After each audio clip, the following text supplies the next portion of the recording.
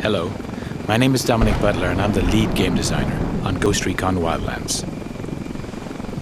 In Ghost Recon Wildlands, we offer players the total freedom of choice as they fight to take down the Santa Blanca Cartel. A few months ago at E3, our 4 ghosts raided a camp to extract El Pozzolero, a buchon of the Santa Blanca Cartel.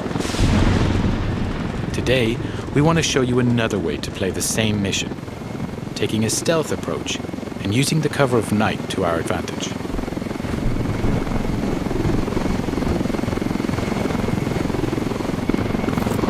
Weaver, Nomad and Holt are base jumping from the helicopter. This is one of the 60+ vehicles available in the game for you to use as you explore the world. Today, 4 devs are playing the demo in co-op. But Ghost Recon Wildlands is entirely playable from beginning to end, in solo where you're supported by your AI teammates.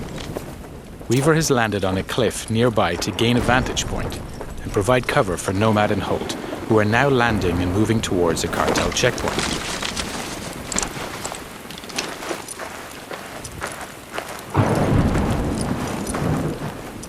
All 4 ghosts are now on the ground. Midas will regroup with the others in the camp. Ghost Recon Wildlands features a complete day and night cycle, as well as a realistic weather system, which both have an influence on gameplay. Here, for example, nighttime with rainy weather is a perfect combination for a stealthier approach.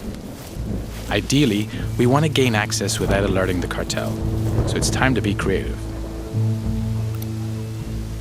The ghosts know that this truck is being used for local deliveries. If they can take it, they can use it to get into the camp without raising suspicion. Our ghosts are getting into position, now tagging their enemies and identifying their targets.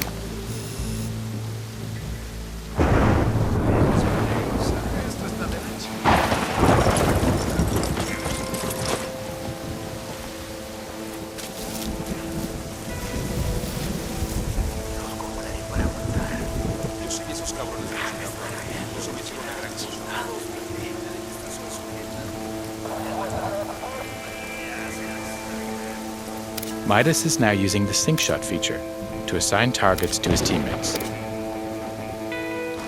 The sync shot makes its comeback in Wildlands and is the perfect feature to coordinate your action with your team. Here we go. And that's a perfect execution. Playing solo, you'll be able to issue simple orders to your AI teammates to achieve the same deadly result. Now Nomad and Holt are going to use the truck to get into the camp without being detected.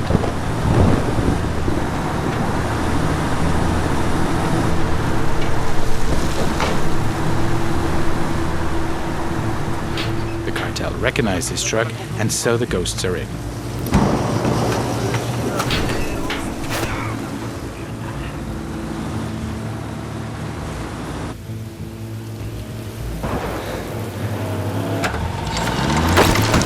Holt has jumped out of the truck and is preparing a possible exit strategy by placing some C4. Landmines, frag, flash, and diversion grenades will also give you the explosive edge and help create diversions.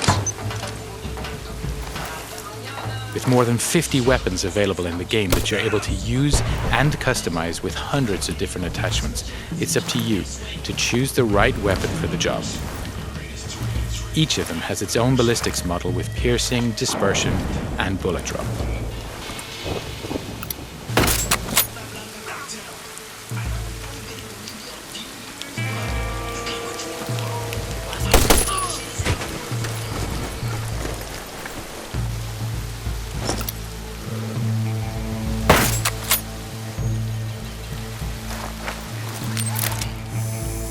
Weaver's now deploying his drone to further recon the area. He switched to thermal vision to easily detect local targets.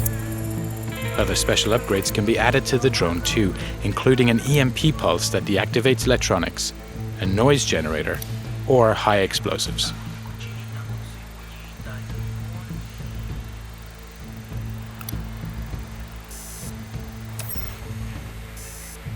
Okay, that's our guy.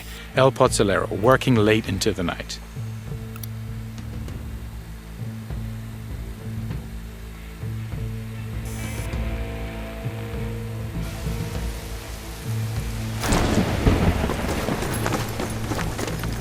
Now that we have his exact location, Nomad is going to park the truck near to the target.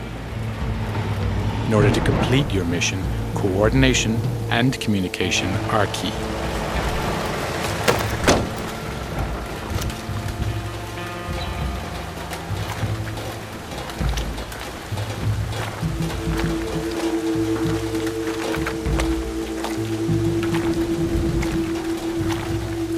Nomad is now in position, waiting for the right moment to grab the target.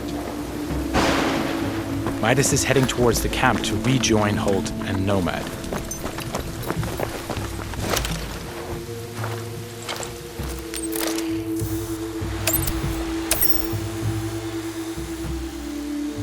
Weaver has located the camp generator with his drone.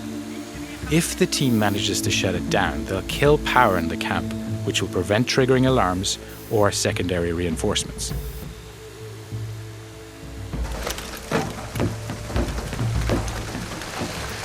Midas is now making his way into the camp, avoiding the patrols en route to the generator.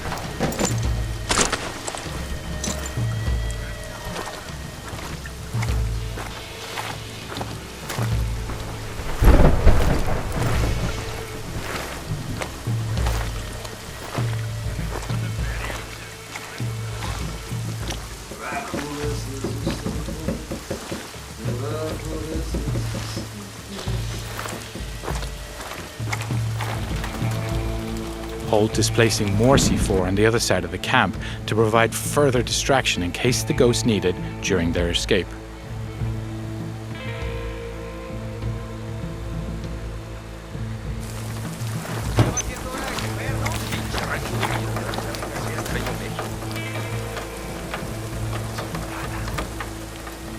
The diversion grenade is another great tool that can be used to distract enemies.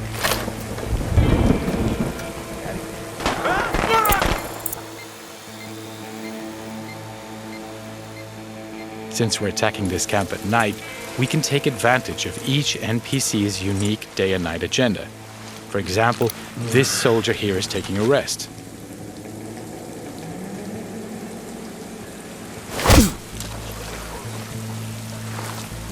Back to Midas, who's keeping a low profile to avoid being detected.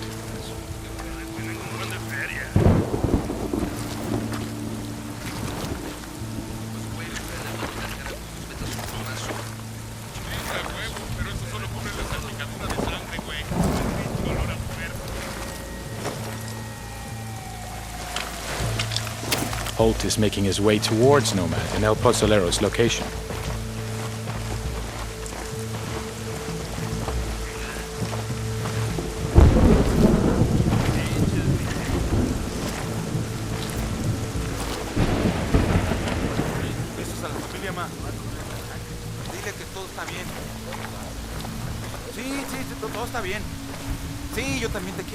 Making sure you don't leave bodies to be discovered is key to preventing the camp going on full alert.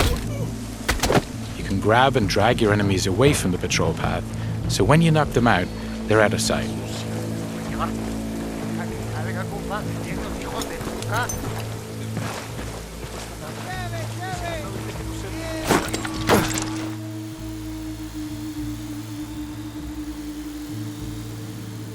Midas is climbing between the camp buildings to reach a better position.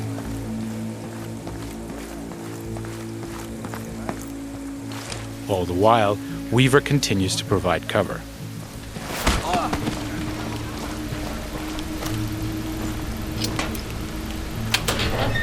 Having reached the generator, Midas can disable it to kill the lights throughout the camp.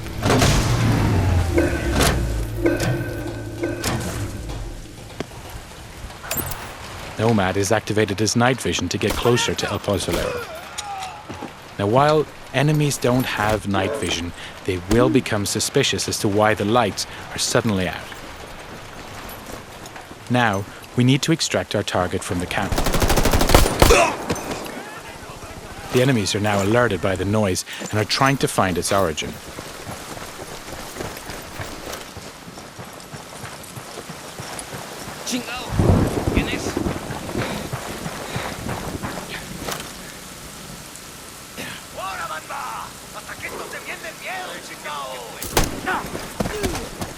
Holt is passing a rebel prison cage.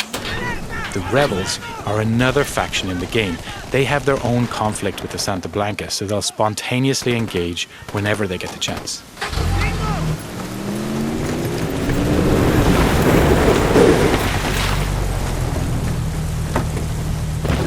Nomad has just put our target into the truck and is moving towards the exit.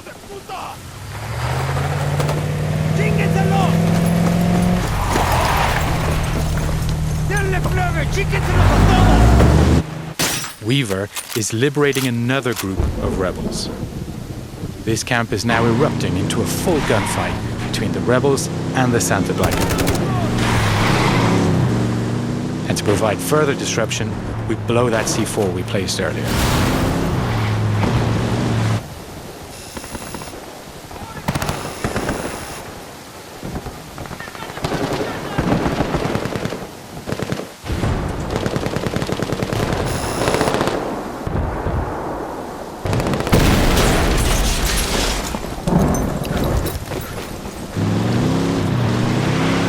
Weaver is now headed to rejoin the others, clearing the last of the Santa Blanca in the wild who were attracted by the gunshots.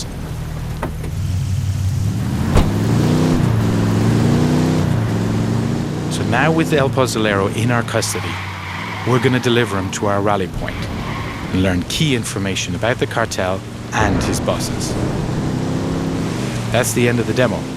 I hope you enjoyed seeing our ghosts approaching this mission in stealth. Just one of the many ways you can play Ghost Recon Wildlands. And don't forget to check ghostrecon.com for the latest news and updates on the game.